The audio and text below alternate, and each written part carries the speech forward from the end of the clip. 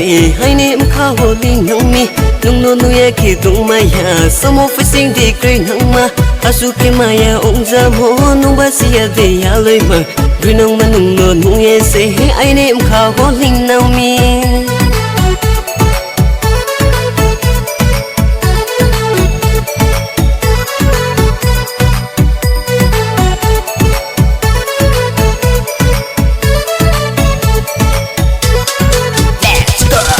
Any kind of prema no cricket to my pop to be how no knock it so baby I need kind of corner so climb to sexy so they cut my I need man no say any kind of prema yeah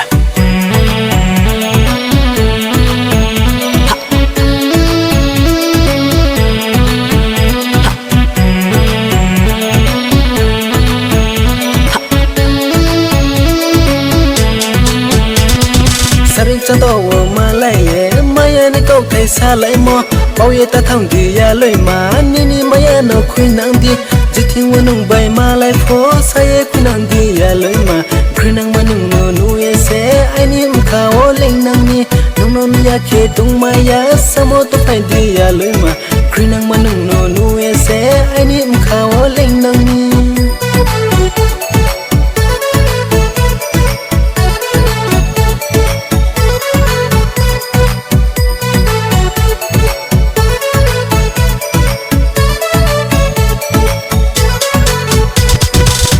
Fikar no nu ye se crazy on anka I'm kala imang wanu mo deke ye muto wanu nang mi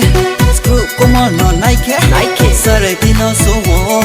nyapi se mo no nike na som tino so wo green na som tino so wo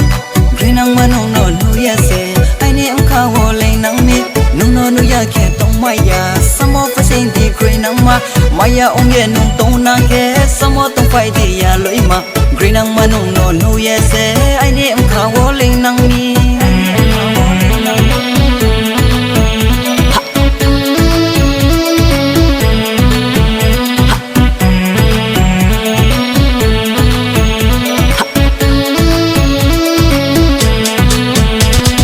Ya bisa mo tango nai ke na kudurum no so ho na du jang ko mo tango nai ke na du no so ho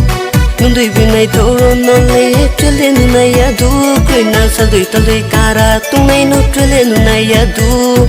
Nung dui binay to no Koi na nung dui binay to no